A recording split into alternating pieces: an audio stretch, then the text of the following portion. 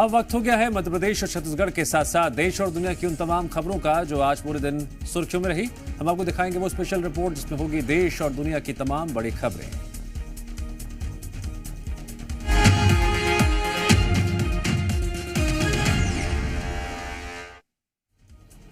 UP का पीलीभीत वैसे तो बीजेपी का ही गढ़ है, लेकिन इस बार बीजेपी ने वरुण गांधी का टिकट काटकर जितिन प्रसाद को मैदान में उतारा है।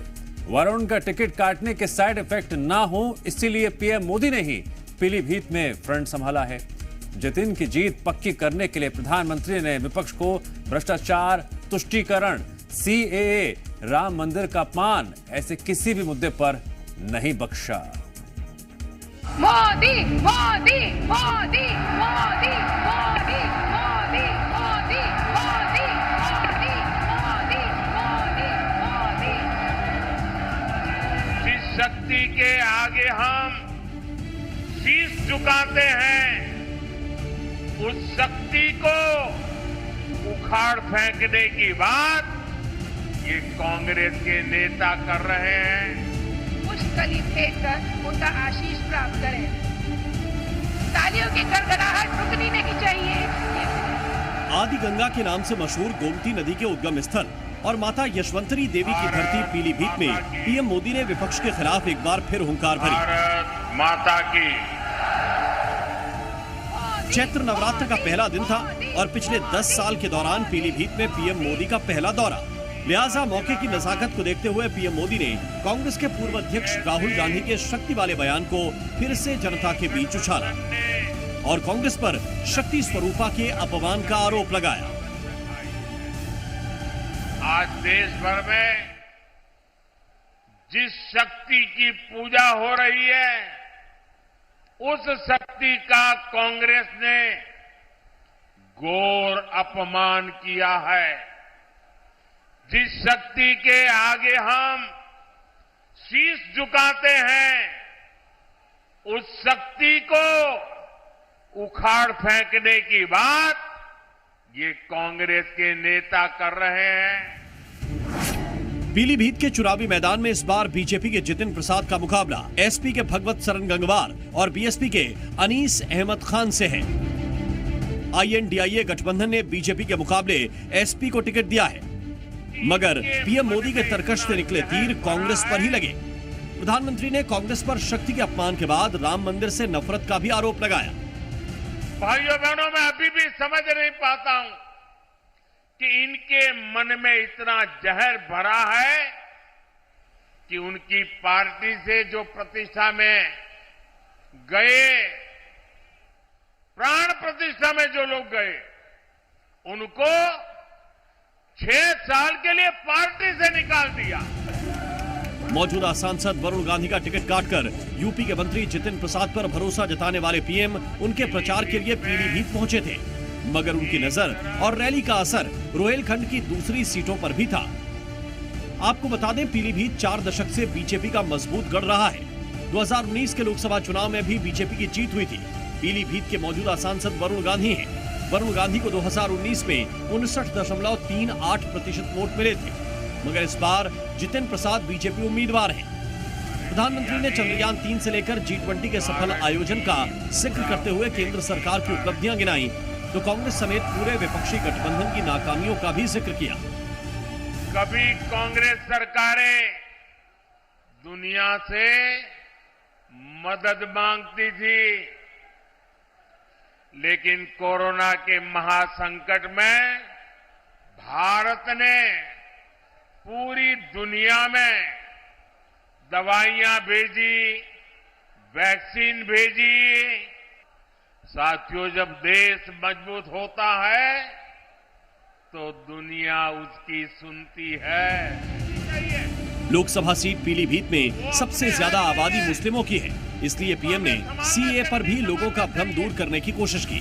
प्रधानमंत्री ने कांग्रेस के घोषणा पत्र की तुलना मुस्लिम लीग से करते हुए मुस्लिम वोटों की खातिर तुष्टीकरण का भी आरोप लगाया। अनेक परिवारों को तुष्टीकरण के दबाव में ही कांग्रेस हो या सपा सीए का भी विरोध कर रही है। आप मुझे बताइए, मेरे इन हिंदू भाइयों बहनों को, मेरे इन सिख भाई बहनों को भारत अगर नागरिकता नहीं देगा तो कोई और देगा क्या? कांग्रेस ने जो घोषणा पत्र बनाया है वो कांग्रेस का नहीं, ऐसा लगता है मुस्लिम लीग का घोषणा पत्र दिखता है। पीलीभीत में 19 अप्रैल को पहले चरण के दौरान मतदान होने हैं। पीलीभीत का इतिहास देखते हुए मुकाबला एक तरफा जरूर लग रहा है, लेकिन लोकसभा चुनाव में 400 का लक्ष्य हासिल करने के लिए बीजेपी किसी भी सीट पर रिस्क लेने के मूड में नहीं है। ब्यूरो रिपोर्ट, जी मीडिया। मोदी मोदी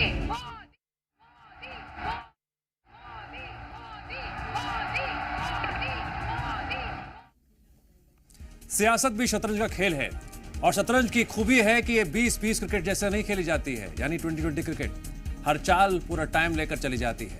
महाराष्ट्र में महाविकास आघाड़ी ने एक-एक सीट पर चिंतन के बाद आज अपने उम्मीदवारों के नाम फाइनल कर दिए। एमवीए का सीधा मुकाबला ब्रांड मोदी से है। इस रिपोर्ट में देखिए कि मोदी को रोकने के लिए एमवीए ने किस सीट पर कौन से प्यादे बिठाए। इस बार जो मैंने नारा दिया था किसको तड़ी पार करना है, तो जनता करके दिखाई। कांग्रेस खुलकर बांटो और राज करो के खेल पर उतर आई है। उनका जो मैनिफेस्टो रहता है कि मुट्ठी भर लोगों के लिए देश चले, वो अब सबको समझ में आ गया।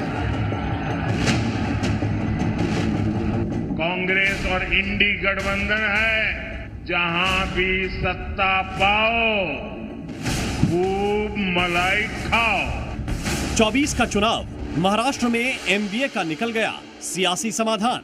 एक एक सीट पर एमवीए के नेताओं ने चुन चुनकर अपने उम्मीदवारों का फैसला किया है। चक्रव्यूह ऐसा कि उसे भेदना इतना आसान ना हो। देर से ही सही, लेकिन एनडीए को हराने के लिए एमवीए ने तैयारी पूरी कर ली है। एमवीए में सीटों का फॉर्मूला फिक्स। बड़े छोटे भाई की भूमिका में कौन? देर आए लेकिन दुरुस्त आए। अब समझिए कि सीटों के इस नए फॉर्मूले में अगर उद्धव ठाकरे बड़े भाई की भूमिका में हैं, तो कितनी कितनी सीटों पर नया फॉर्मूला तय हुआ है। शिवसेना उद्धव गुट 21 सीट, कांग्रेस 17 सीट और एनसीपी शरद पवार गुट को 10 सीट। 21 सीटों के साथ उद्धव ठाकरे को टीम में बड़ी भूमिका निभाने की जिम्मेदारी है। तो अब जानिए कि उद्धव ठाकरे के सियासी सिपाही किस किस सीट पर ताल ठोक रहे हैं। Jalgaon, Parbhani, Nashik, Palghar, Kalyan, Thane, Raigad, Maval, Dharashiv, Ratnagiri, Buldhana, Shirdi, Sambhajinagar, Sangli, Mumbai north west, Mumbai south, Mumbai north east, Mumbai south central, Yavatmal, Hingoli और हाथकड़ंगले। उधर 17 सीटों के साथ कांग्रेस के उम्मीदवार इन सीटों पर ताल ठोकने को तैयार बैठे हैं। नंदरबार, धुले, अकोला, अमरावती, नागपुर, बांद्रा, गढ़चिरौली, चंद्रपुर, नांदेड़, जालना, मुंबई नॉर्थ सेंट्रल, पुणे, लातूर, सोलापुर, कोल्हापुर और नॉर्थ मुंबई। जबकि 10 सीटों के साथ शरद पवार की पार्टी इन लोकसभा सीटों पर अपने उम्मीदवारों को उतार रही है। बारामती, शिरपुर, सतारा, भिवंडी, वर्धा, अहमदनगर दक्षिण, बीड, मधा, डिंडोरी, रावेर सीट पर एनसीपी लड़ेगी। महाराष्ट्र में महाविकास आघाड़ी के बीच जैसे ही सीटों का बंटवारा हुआ, बड़े भाई की भूमिका में उद्धव ठाकरे ने एनडीए के सहयोगी एकनाथ शिंदे पर निशाना साधा। पूरी जनता ने तय किया है कि इस बार जो मैंने नारा दिया था किसको तड़ी पार करना है, तो जनता करके दिखाई। कल मोदी जी महाराष्ट्र में आए थे और कल का योग, जैसे मैंने कहा कि ऐसा योग बहुत सालों के बाद आया। एक तो कल सूर्य ग्रहण था, अमावस भी थी और मोदी जी की सभा भी थी। तो इतना बुरा योग बहुत सालों के बाद शायद देश ने अनुभव किया है। महाराष्ट्र की 48 सीटों पर एनडीए और आईएनडीए की टीम में फाइनल मोहर लग चुकी है। अब इंतजार है सियासी मुकाबले का। तो क्या इस बार मोदी के लिए ये बड़ी चुनौती होंगे? सूबे में 7 चरणों में वोट डाले जाएंगे, जबकि मतदान 19 अप्रैल से शुरू होगा और 4 जून को नतीजे आ जाएंगे। Bureau report.